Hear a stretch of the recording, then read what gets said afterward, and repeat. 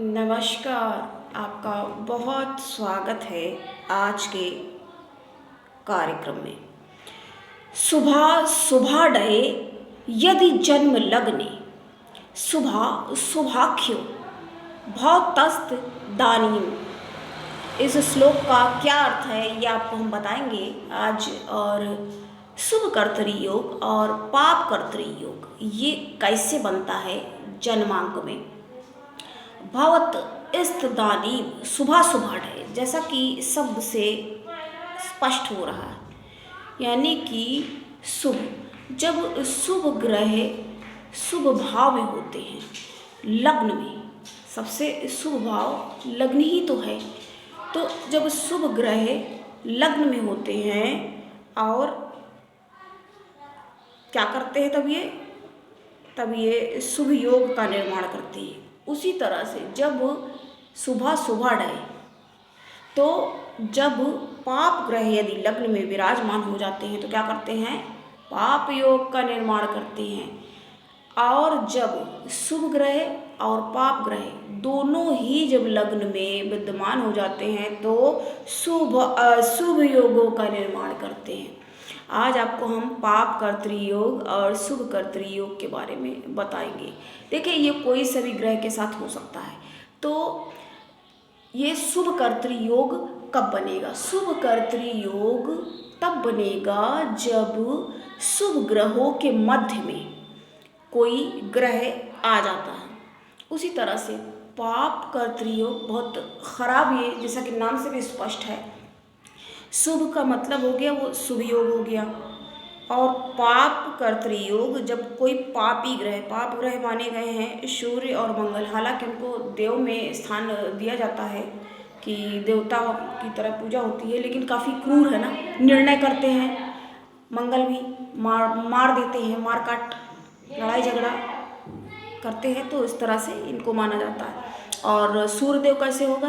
क्योंकि भाई राजा हैं तो कठोर निर्णय लेने होते हैं, किसी को फांसी देना अनिवार्य है तो देंगे ज़रूर, है ना। तो एक उस समय जैसे न्यायाधीश है, निर्णय यदि करता है, पाप ग्रह सर्वाधिक पाप ग्रह इनको माना गया, शनि को भी वैसे, तो इन क्रूर ग्रह और पाप ग्रह की श्रेणी में इनको रखा जाता है।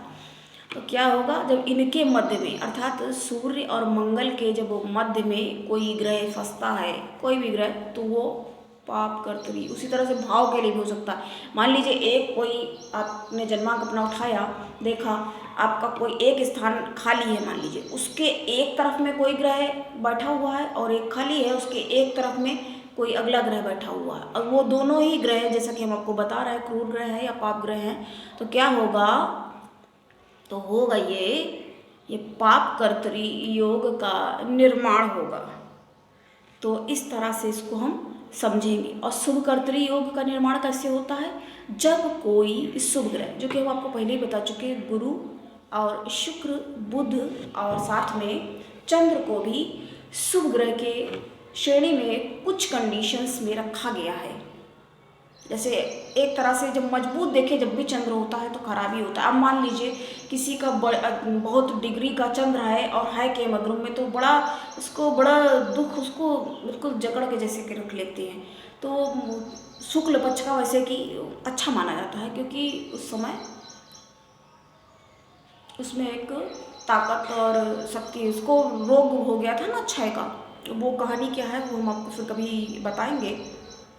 तो इस तरह से शुभ अशुभ योगों का निर्माण हो जाता है। लग्न से 2 और 12 में दोनों ओर यदि शुभ ग्रह हो तो क्या हो जाता है, लग्न जो होती है वो शुभ कर्तरी योग में हो जाती है ग्रसित। लेकिन शुभ है तो बहुत अच्छा ही कहा जाएगा उसको। उसी तरह से और कई बार बहुत लोगों का जहाँ पर वारामीर इत्यादि तमाम बहुत ही ज़्यादा किनका किनका नाम लिया जाए, किनका छोड़ा जाए, खाने खाना सब बहुत सबके मतांतर हैं कि बहुत लोग क्या बोलते हैं कि दूसरे और 12वें भाव को देखा ही नहीं जाता है, गिना ही नहीं जाता। 12वां भाव जो होता है वो सही सुख का होता है। सही सुख का तात्पर्य यह है कि जिसकी नींद, कहते एक बड़ी पुरानी सी कहावत, अभी बोलेंगे तो कहेंगे कैसी कैसी कहावत है, कि नींद न देखे टूटी मछियाँ और भूख न देखे सूखी रोटियाँ। तो इसका मतलब क्या हुआ कि जब देखिए नींद, यहाँ पे सो का मतलब क्या है कि किसी को नींद, अच्छी सी नींद आए, टेंशन में ना हो। जब कोई टेंशन में होगा तो उसको नींद आएगी क्या? नींद नहीं आएगी। सिर में दर्द होगा, करवटें बदल रहा है, बिस्तर कितना भी मखमल का हो या कुछ भी हो। इसलिए सबसे ज़रूरी क्या होता है, सुकून की नींद लेना। वो कैसे प्राप्त होगी? इस शुभ कर्मों से। तो लेकिन ये जो है वो तो बातें हैं कहने की कि जिस समय हमारे पास कोई आएगा तब हम इस तरह समझाएंगे, ठीक है। लेकिन अब जो ग्रह पहले से ले करके बैठा हुआ है, प्रारब्ध में जो करके चला है, वो तो वही तो मिल रहा है ना, उसी तरीके से तो वही आगे मिलता है और उसको आगे करना।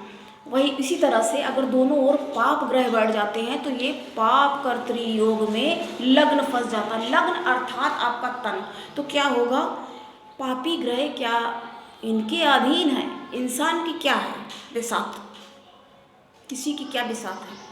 हमारे पास लोग आते हैं, मान लीजिए 1 सेकंड के लिए, 1 सेकंड मानिए, रोते भी लगते, अगर हमारे हाथ में हो हम तो यूँ सही कर देंगे। क्या कोई कर सकता है? जितना किया जा सकता है। देखिए हम लोग क्या निकालते हैं कि बस उन चीज़ों को थोड़ा सा क्या कर देंगे, दबा देंगे। यानी कि जैसे कि बारिश हो रही है, पहले भी उदाहरण दिया जा चुका है, तो एक छाता आप हमारे पास है, ये लीजिए आप, ये हो जाएगा। लेकिन अब ये कहो कि पूरी तरह से उसको नेस्तनाबूद कर दिया जावे, और तो कैसे हो पाएगा? ये नहीं हो पाएगा। कहते हैं ना, भोग तो भोगने से ही कटता है। और बहुत खराब यदि ले करके बैठे हुए हो, भाई कुछ किया होगा ऐसा ना। इसीलिए देखिए कहा जाता है कि किसी की नहीं लेनी चाहिए। दुआ ले लो, ठीक है, बद्दुआ वगैरह, लेकिन जब किसी को बहुत ज़्यादा किसी को पीड़ित कर दोगे, दुखा दोगे, दिल दुखेगा, तो कोई कुछ ना कुछ तो कहीं देगा। और बहुत ऐसे कि आज होती है, हाय होती है, जो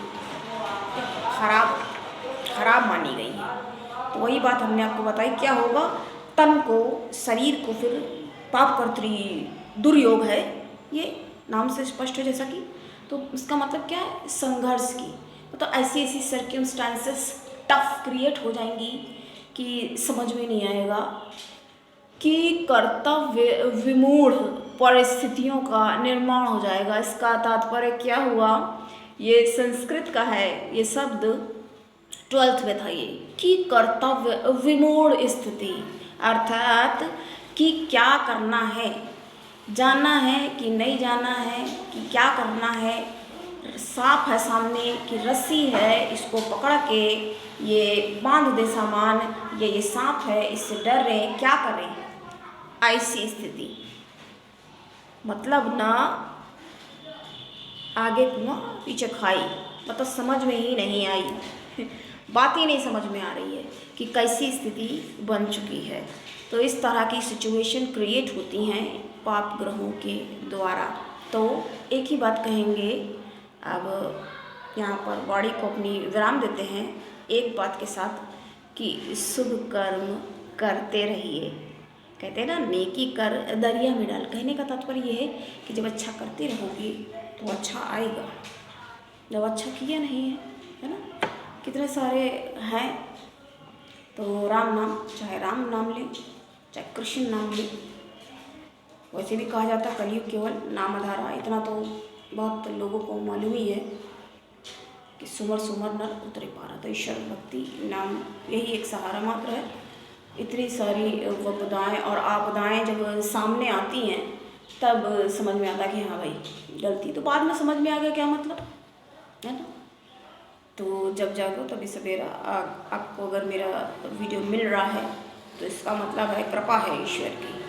कहाँ अच्छी बातों में मन लगता है, फ़ोन में लोग घुसे रहते हैं, टाइम इतना ज़्यादा, थोड़ा उसमें भी कंट्रोल, क्योंकि वो आपको कंट्रोल कर रहा है ना, फिर आप लिए बैठे हुए हो, तो खुद पे कंट्रोल रखना ज़रूरी है। तो आज के लिए भी इतना ही, मिलते हैं फिर नेक्स्ट वीडियो में कोई नए योग या नई चर्चा।